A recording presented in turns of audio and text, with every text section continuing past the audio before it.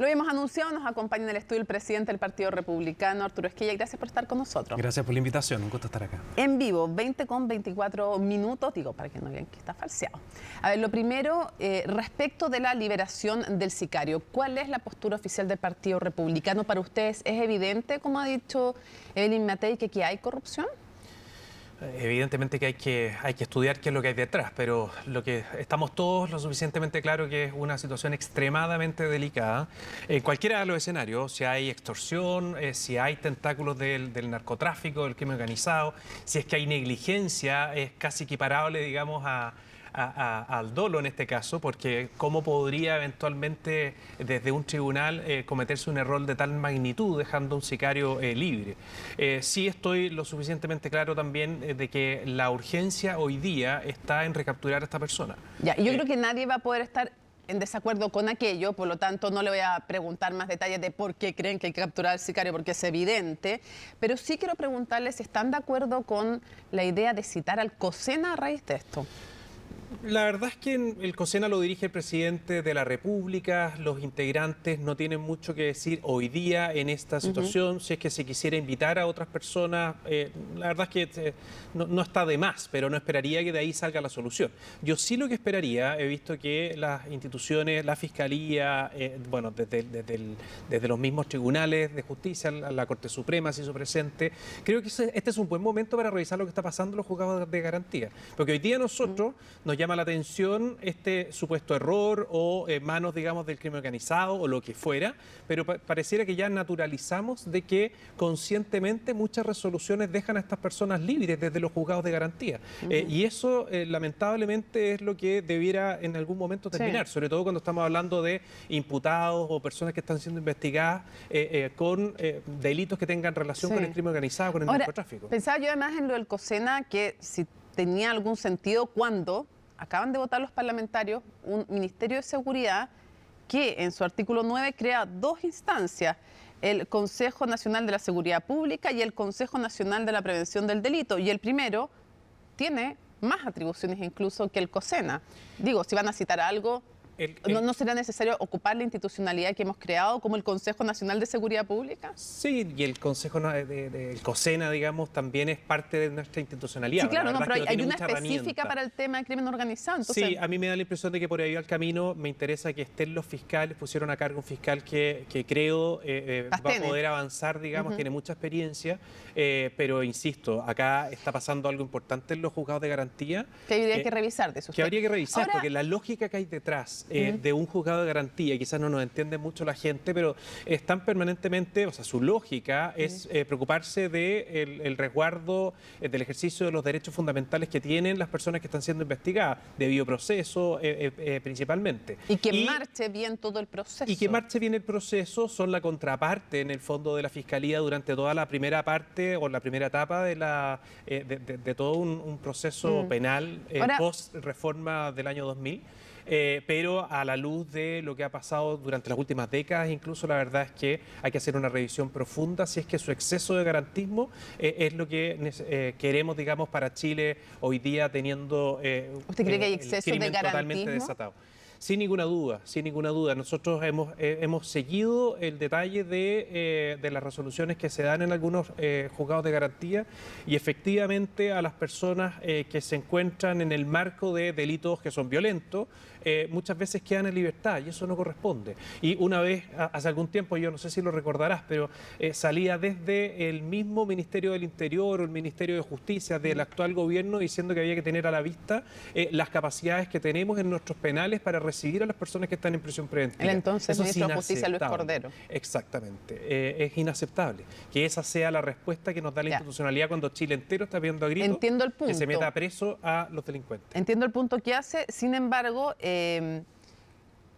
las cifras dicen que somos de los países con mayor nivel de prisión preventiva. Y que de todas las peticiones, como el 90% se conceden. Entonces, por eso me llama la atención lo del exceso de garantismo, sin decirle que, obvio, que me imagino que hay pésimas resoluciones también. Las cifras de aquellos delincuentes que se aprenden, porque no estamos teniendo a la vista cuando no existe un... Ya, pues, pero de ellos no existe, pero de ellos Sí. no ha sido puesto en cuestión si va o no la prisión preventiva, porque ni siquiera están, digamos, frente a la justicia. Lo que ocurre es que debiéramos acelerar el proceso. Se suponía que cuando se hizo la reforma procesal penal, cuando pasamos a esta nueva etapa, que no la estoy poniendo en duda, del sistema inquisitivo al acusador, y evidentemente No que necesitábamos está separar. pidiendo terminar el Pero nuevo yo estoy sistema pidiendo procesal revisar. penal. Yo me encantaría que quienes tuvieran el tiempo revisaran cuáles eran los argumentos que se pusieron sobre la mesa cuando se cambió el sistema. Y se decía explícitamente que había que exacerbar, digamos, las garantías de los imputados, cosa que me parece razonable en un Estado de Derecho, pero también al mismo tiempo se le hacía... Se minimizaba, o sea, hacía un llamado desde el Ejecutivo a minimizar el uso de las penas privativas de libertad como contexto. Y eso, ahora, a mi juicio, tiene que empezar a cambiar. Los presos tienen que estar al interior de las cárceles. Otra de los temas que se plantea hoy día nuevamente, no solo por parte de Janet Jara, sino que es un tema recurrente, es la necesidad de flexibilizar el secreto bancario. Acaba de, sigue tratándose todavía en el Parlamento, pero había un proyecto que era súper acotado para la unidad de análisis financiero, no para el Servicio de Impuestos Internos, en el caso de reportes de operaciones sospechosas y además para funcionarios públicos. Así de acotado era y ni siquiera eso avanzó. ¿No habría que ponerle acelerador a aquello, al menos a ese proyecto que es súper acotado? Lo están diciendo todos los organismos internacionales. Lo primero, yo le diría a Janet Jara que evidentemente esta persona ya le había levantado el secreto bancario, si es que tiene cuenta en el banco. Pues es evidente, pues está privado de libertad, está imputado. No sabemos si le habían levantado el secreto bancario, pero ella lo hablaba en el contexto del crimen organizado. Sin ninguna duda, no, ella lo que trata, digamos, es de poner el debate sobre la mesa, eso lo entiendo, es evidente. Pero está, incluso más allá de ella. Es que yo le pregunto a las personas, de repente se nos tienden a olvidar las cosas que pasaron hace muy poco tiempo, pero ¿se acuerdan del subsecretario Monsalve? El subsecretario Monsalve, que mientras ya él sabía lo que había hecho, incluso su superiora, digamos, la ministra, el presidente de la República, nada menos, sabían por lo cual estaba siendo investigado, y él qué es lo que hacía con las atribuciones que le correspondían como subsecretario, utilizarlas en su favor. Imagínense si es que él, una persona de un cargo, digamos, dependiente del Ejecutivo, tiene la herramienta para andar a su antojo utilizando el levantamiento bancario. Pero ¿cómo puede hacerlo? Perdón, Arturo, pero tengo que pararlo ahí, porque ¿cómo podría interferir en la UAF, que es autónoma, un ministro de Estado subsecretario? ¿Cómo podría? La UAF es una institución que depende del Ministerio de Hacienda. Autónoma, es autónoma. No. Nunca se le ha filtrado nada, a menos que usted me cuente, yo no tengo idea. No me refiero a eso, yo me refiero a que tú necesitas, para los temas más sensibles que tienen que ver con el resguardo de los intereses y la intimidad de las personas, tú necesitas contar con una autorización judicial. No conozco a un fiscal que sostenga de que se la hayan negado. No, pero si no estamos hablando de la Fiscalía, estamos hablando de la UAF. No es lo mismo. La Unidad de Análisis Financiero no es lo mismo que la UAF. Cuando los fiscales, en el contexto de una Pero no estoy preguntando por los fiscales, estoy preguntando por la UAF. Sí. Que no es lo mismo. Pero es que yo estoy contestando en el fondo que ya existe el secreto bancario. Y cuando, si me permite redondearlo, vas a entender a qué voy.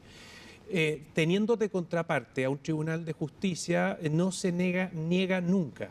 Si es que lo que se quiere... Si es que lo que se quiere, sí, y evidentemente es que que es la que ve el lavado de activos. Es que las investigaciones, la sustancia, la fiscalía... En lo penal, pero en lo que tiene que ver con detectar movimientos de lavado de activos, es la UAF la que está encargada y la que está pidiendo... Todo lo que estamos hablando está en el contexto de lo penal, criminal. O sea, la UAF también, la información que nos interesa de la UAF es precisamente para ver si es que podría eventualmente estar concurriendo un tipo penal. Pero es un organismo autónomo que pide que se... Estoy hablando de la UAF, insisto, no estoy hablando de la Fiscalía, estoy hablando de la Unidad de Análisis Financiero, que ha pedido que se flexibilice el secreto bancario, que dice que es clave para perseguir la ruta del dinero, que además el Fondo Monetario Internacional, la OCDE, la Corte Suprema, todos dicen que ese organismo debiera tener mayores facilidades porque se demora mucho en lograr armar un caso para presentarlo a la justicia y ya el dinero ha huido. ¿Tampoco están de acuerdo con aquello yo no en le ese caso? entregaría herramientas de ese tipo a un funcionario que depende de la autoridad política.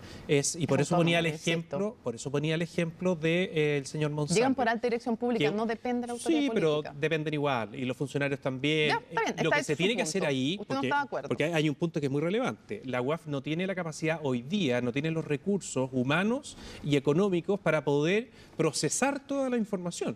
Y evidentemente que ahí se tiene que avanzar mucho. Ya, no está de acuerdo entonces. Ojo que yo le estaba hablando de la UAF, no a la Fiscalía ni al Servicio de Impuestos Internos, que sería otra discusión. Pero yo creo que cuando hablamos del secreto bancario tiene que haber un tercero, que en este caso es el tribunal. Ya. Vámonos al tema político. Bueno, es que esto también es súper político, pero vámonos al tema político electoral, por ponerle un apellido distinto.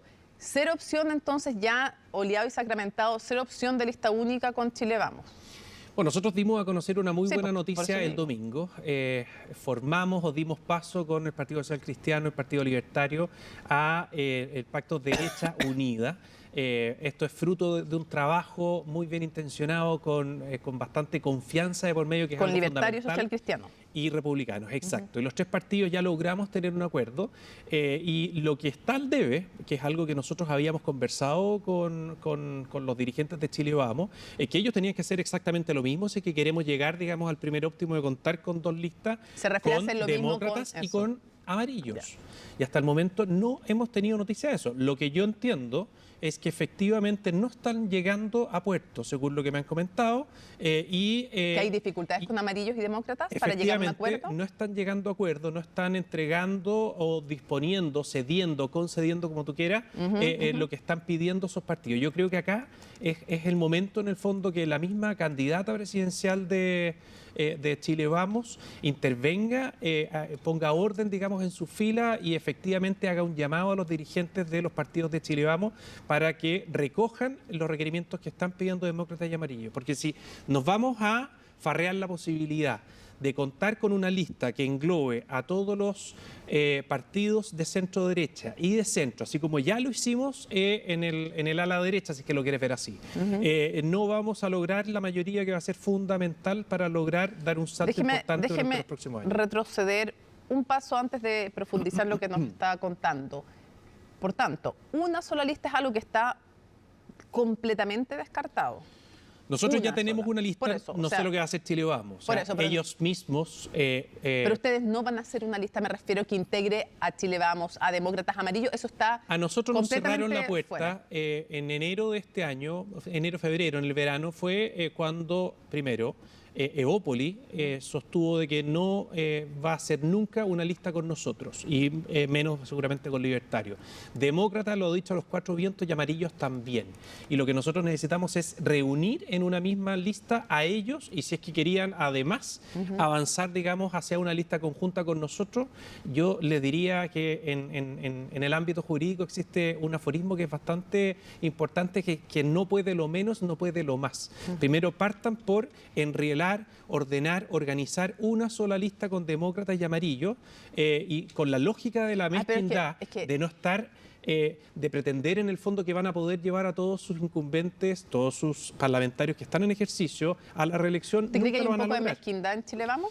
Yo creo, deja pasar al otro punto, porque si hay un lugar en donde nos tenemos que organizar es precisamente las regiones binominales. Sí, pero déjeme ir avanzando por parte. Usted me dijo, primero ustedes pónganse de acuerdo, y segundo, ¿podría haber lista única o no? Sí, eso ya no, nunca. Lista única no va a haber, es muy difícil, muy complejo. Ellos mismos nos cerraron la puerta y la verdad es que lo entendemos. O sea, debe ser difícil decirle a la mitad Tudanca que no van a ir a la reelección, aunque buena parte yo creo que no estaría malo que lo hicieran, pero ¿usted encuentra que no debieran ir a la reelección? Sí, a los que votan en el fondo, qué sé yo, pedirle, digamos, obligatoriamente un préstamo a los trabajadores para financiar las pensiones y tantas otras cosas. Evidentemente que esas personas, yo pensaría 2 o 3 veces si es que vale la pena que estén en el futuro Congreso. No, pero ese es harina de otro costal. Pero usted como que le aconsejaría que no fueran a la reelección. No, yo lo que sí lo invitaría... Pero tendría que dejar fuera como casi toda la bancada de Chile Vamos. Bueno, son varios. Yo, en la etapa en la que estamos, es fundamental, Mónica, que se haga el ejercicio de llevar a buenas personas. Porque de repente caemos mucho en el número, y ¿qué sacamos en el fondo, con decir vamos a tener mayoría si es que el día de mañana la mitad de la bancada de la UDI o de Bópoli terminan votando con la izquierda. Entonces, la verdad es que así no se va a lograr hacer las transformaciones que se necesitan en el futuro. Cerrada la posibilidad de una sola lista, usted dice pónganse de acuerdo con demócratas y amarillos, dice que la mezquindad de Chile Vamos lo que está entorpeciendo de alguna manera ese otro acuerdo que ustedes ya tienen, el de ustedes tres, esos tres partidos. Le pregunto, ¿en qué está lo otro que se conversó en algún momento, que es la posibilidad de pactos por omisión, de la llamada omisión inteligente? Bueno, yo personalmente tomé contacto con los partidos de Chile Vamos, les puse a disposición, les puse, digamos, en conocimiento nuestra disposición de avanzar en evitar, por lo menos, que en las 4 regiones en donde se eligen 2 escaños, es decir, las binominales, de la zona extrema principalmente, evitemos que la izquierda, en los casos que corresponda, lleguen a doblar.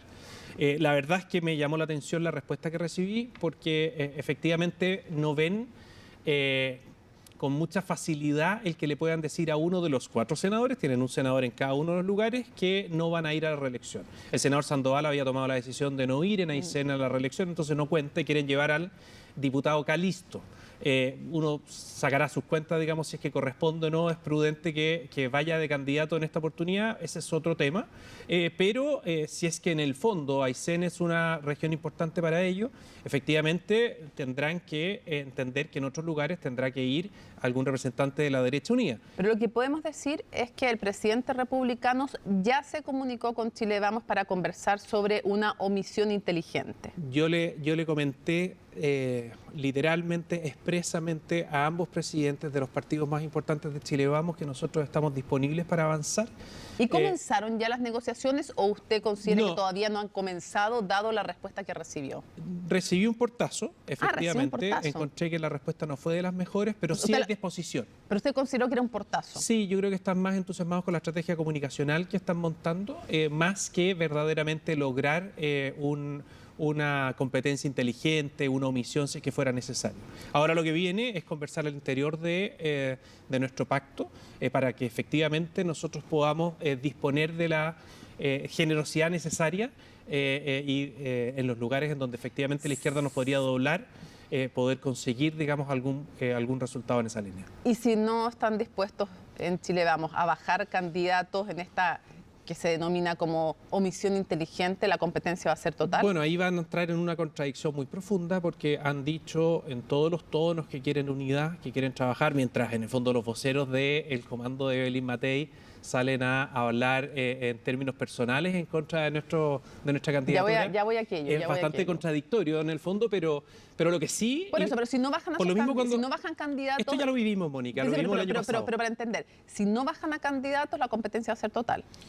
Si no bajan a candidatos van a tener que darle explicaciones al país de cómo pusieron en riesgo que efectivamente la izquierda doblara y pudiéramos tener mayoría en el Senado. Es que dicen que ustedes son los que lo han puesto en riesgo al no querer una sola lista. Yo lo estoy diciendo incluso públicamente acá. Estamos disponibles para abordar los casos de las regiones binominales. Pero recibí un portazo, dice y usted. hasta el momento, no sé si, mira, quizás estoy utilizando mal la palabra portazo, pero cuando empezamos a analizar cada uno de los casos, me dicen en el fondo que todos sus senadores son importantes. Entonces, si no portazo, ¿recibe una mala disposición? Yo encontré que había una muy mala disposición, efectivamente. Ya. Quiero preguntarle justamente, en Tolerancia Cero, la senadora Paulina Núñez, que era de las 11 voceras, pero senadora de Renovación Nacional, que apoya a Evelyn Matei, dijo varias cosas. Vamos por la primera, probablemente no la que más le interesa a usted, pero que es súper relevante.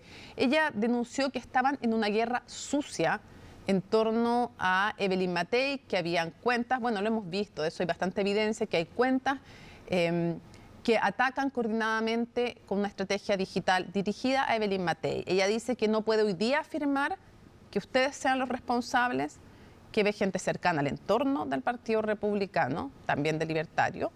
Y yo quiero preguntarle a usted, si usted puede afirmar que no tienen ningún tipo de conexión alguna con una estrategia para atacar en redes a Evelyn Matei. Ningún tipo, pues, sí, me da la impresión que se atacan solos. Pues, sí, es cosa de ver en el fondo lo que les ha costado poder levantar una candidatura que venía, digamos, con mucho tiempo de anticipación haciendo las cosas y entre ellos en el fondo se van torpedeando. Entonces me da la impresión de que por de pronto lo descarto tajantemente. Lo descarto tajantemente y ella misma, que encuentro insólito la respuesta, te dice que en el fondo no puede sostener de que efectivamente seamos nosotros después de decirlo públicamente. Es algo realmente inaudito.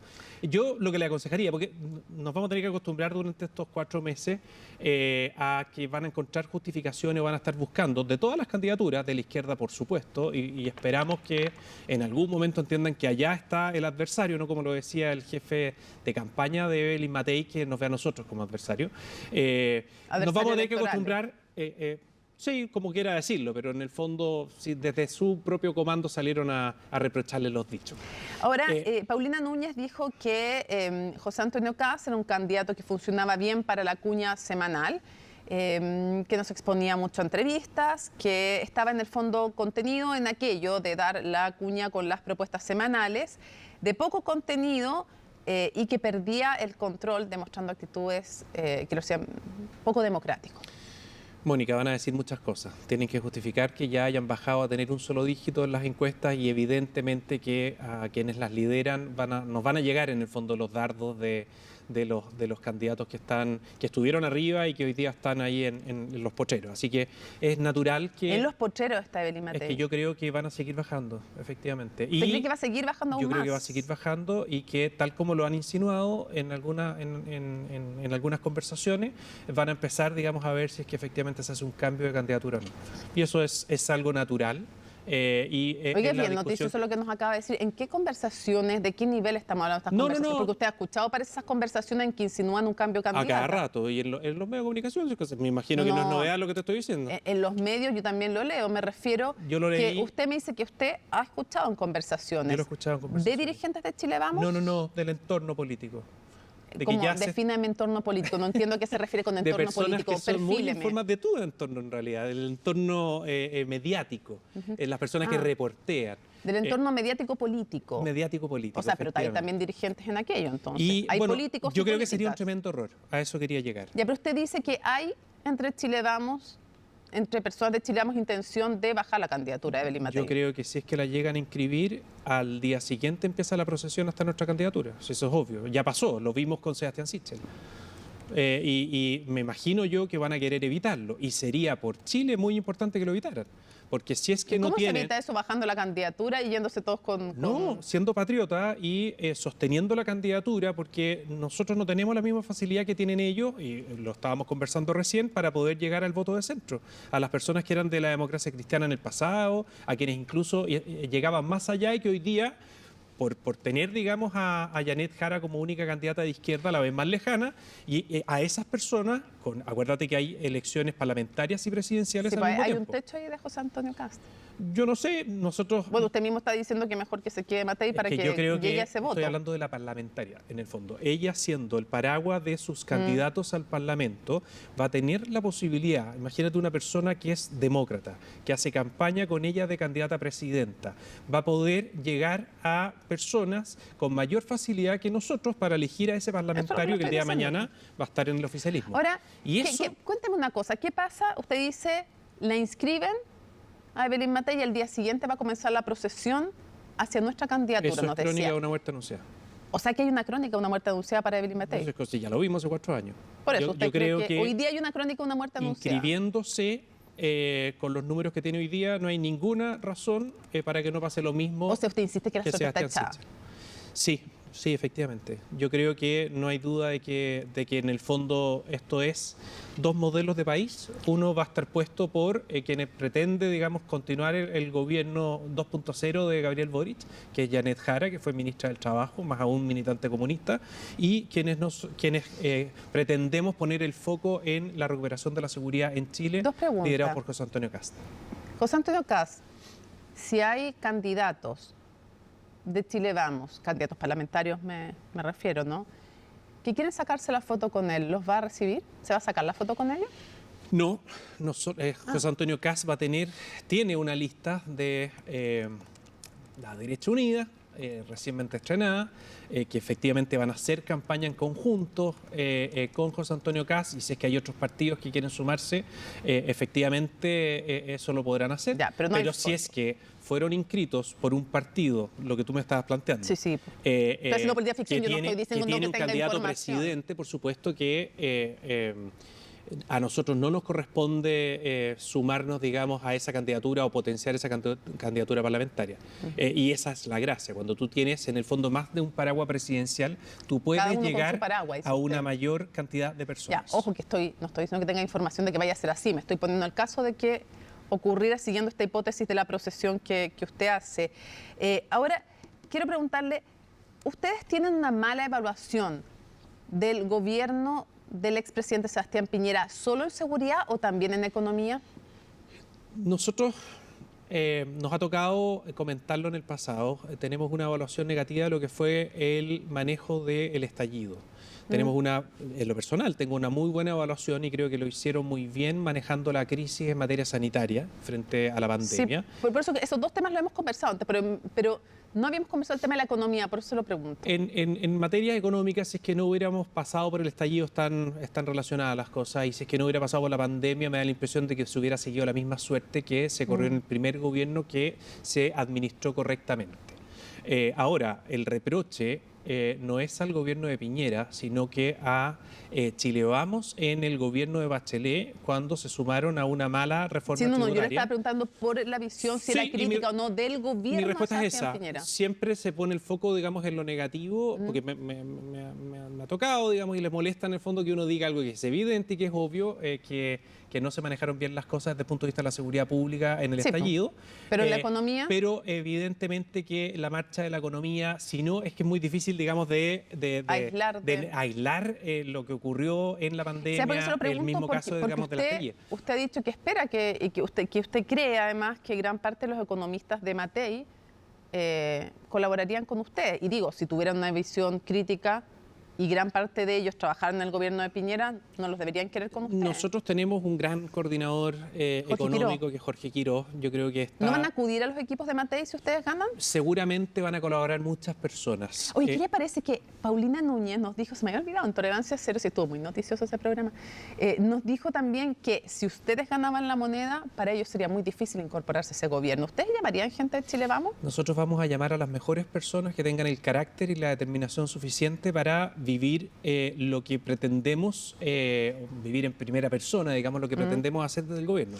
Tenemos una tarea sustantiva en recuperar la seguridad en Chile, en enfrentar el narcotráfico y el crimen organizado, y quería llegar a eso a propósito de la economía. En la economía, al igual que en la seguridad, el común denominador es precisamente la determinación del presidente. Si es que tú estás lo suficientemente claro de que, tal como aparentemente hoy día están todos claros, de que el exceso de burocracia, de tramitación, la permisología, como se dice, es lo que está trabando la inversión, bueno, vas a necesitar un presidente con carácter para decir, mire, esto va, esto no va. Estas trabas de acá nunca más. Muchas de ellas, a todo esto, son vía administrativa, no es necesario pasar por el Congreso Nacional. Hay muchas cosas que quisiera preguntar, pero se nos acaba el tiempo, y hay otras que me gustaría preguntarle a José Antonio Kast, porque no se las puedo preguntar a usted, porque no puede meterse usted en la cabeza de José Antonio Kast, así que ahí quedan, a la espera. Pero... ¿Eso fue pasando un dato? ¿Sí? ¿Una invitación? Oiga, ustedes saben perfectamente que lo hemos invitado 4.525 veces, así que... ¿Habrá alguna oportunidad ahí?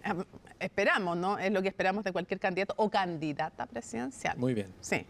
Bueno, entonces le pregunto, ustedes como coalición, ¿están pensando como Kaiser echar para atrás todo lo que hizo Michelle Bachelet en tributaria y en educación? Va a venir próximamente el pronunciamiento por parte de nuestro coordinador económico que va a decir los alcances de lo que va a ser la reforma tributaria y las medidas pro empleo, pro ahorro, pro inversión. Evidentemente que eso está en estudio. Sin ninguna duda, en materia tributaria,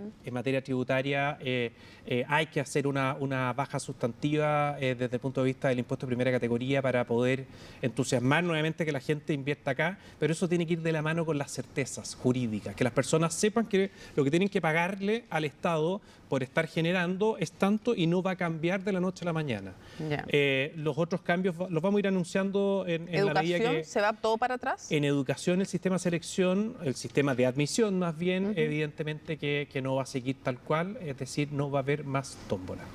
Ya, que no existe la tómbola, pero en fin. No, es pero otro todos sistema. entienden a qué nos referimos. Ya. Y van a quedar muchas cosas en el tintero, le insisto, pero... Venimos mañana. Pucha, Es no, feriado. mañana es feriado, no. Por eso lo dije. No, sí, ni eso. Mañana viene Cas, me va a decir también. Ah, buena idea. Ah, mire, vengo. Ah, ya. Ok.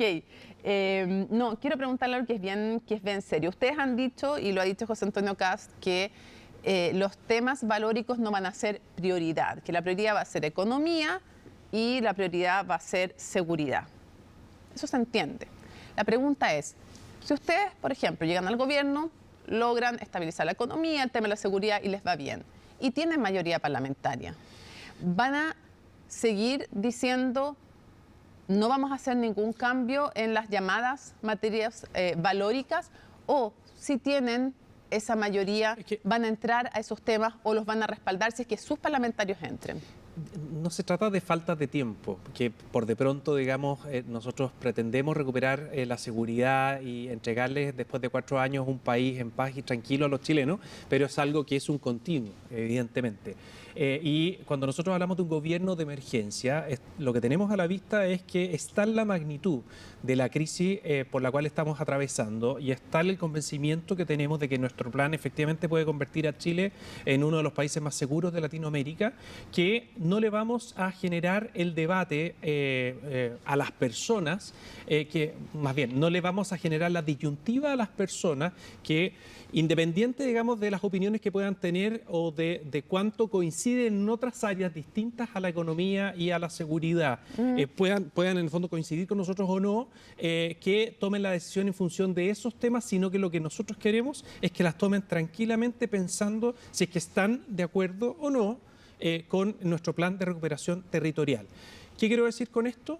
Que evidentemente para nosotros los temas valóricos, como tú llamas, son muy importantes, no hemos cambiado ni una coma lo que pensamos, pero lo que estamos haciendo es convocar a los chilenos para que opten, sabiendo que durante los próximos 4 años no nos vamos a dividir ni nos vamos a pelear por esos temas. O sea, que ustedes pueden culturalmente comprometer eso, perdón, ustedes pueden comprometer eso también respecto de sus parlamentarios, porque es lo mismo que le estoy preguntando, pero en otras materias, a gente del Frente Amplio, del Partido Comunista. Entonces yo le pregunto... Yo estoy hablando de gobierno de emergencia. Por eso, le pregunto derechamente, ¿usted le puede comprometer a las personas que en 4 años esto no va a ser tema ni de iniciativa del gobierno ni de los parlamentarios, porque bien podrían venir después sus parlamentarios y decir, bueno, si esto no lo patrocinó el gobierno, lo patrocinamos nosotros? Para un futuro gobierno, ¿O los van a tener alineados? Para un futuro gobierno liderado por José Antonio Cast, la prioridad número 1, 2 y 3 es recuperar el país que lamentablemente quedó a mitad de camino durante la última década. Y nosotros no nos vamos a meter en ese tema. El gobierno no, desde el Ejecutivo no se va a, con todo lo que implica desde el punto de vista del rol colegislador del Ejecutivo, no se va a meter en temas que no tengan directa relación con hacer de Chile un país en el fondo más tranquilo, más seguro y próspero. ¿Qué van a hacer si lo hacen sus parlamentarios? ¿Los van a tratar de desalentar? Tú tendrás, no, eso no nos corresponde a nosotros. Tú tendrás que ver, y cada persona que elige a un parlamentario tendrá que ver a quién está eligiendo. Nosotros estamos hablando ¿Pero son liderados por de cuál ustedes es o la no son liderados condición. por ustedes? ¿Les van a pedir que no lo impulsen o no le van a pedir? Nosotros estamos hablando de cuál es qué es lo que hay detrás de un gobierno de excepción, de un gobierno de emergencia. Y estamos hablando evidentemente de cuál va a ser el rol o el impulso que va a tomar, digamos, un eventual ejecutivo respecto de esas materias. Y desde ese punto de vista, lo que queremos es, en el fondo, que las personas no tomen sus decisiones en función de diferencias que podemos tener en otras áreas. Y esto tiene que ver, Mónica, me imagino que tú estás consciente de la crisis en la que estamos. Porque es... Sí, pues por eso quiero que la gente tome decisiones informadas. Exacto. Pero, y se lo estoy diciendo porque personas... podría haber gente que quisiera, incluso que parlamentarios impulsaran esos otros temas. Ah, bueno, entonces, por eso le digo que tiene que ser transparente también si ustedes van a ejercer un liderazgo o no. Y cada vez que tenga un candidato al Parlamento tienes que preguntarle de todas maneras. Obviamente, pero también hay una decisión que de liderazgo o no, porque también podría venir un presidente y decirle a su parlamentario que cómo lo estamos planteando. O sea, para nosotros recuperar la seguridad en Chile, Los que deje de haber parlamentarios están personas mutiladas toda la semana, personas secuestradas, extorsiones masivas en todos los barrios comerciales de Arica a Punta Arenas, esa es la prioridad. Y las personas que voten por José Antonio tienen que saber que están apostando a un gobierno que va a ser enfático en eso y no enfático en otras cosas. Sí, evidentemente que los parlamentarios.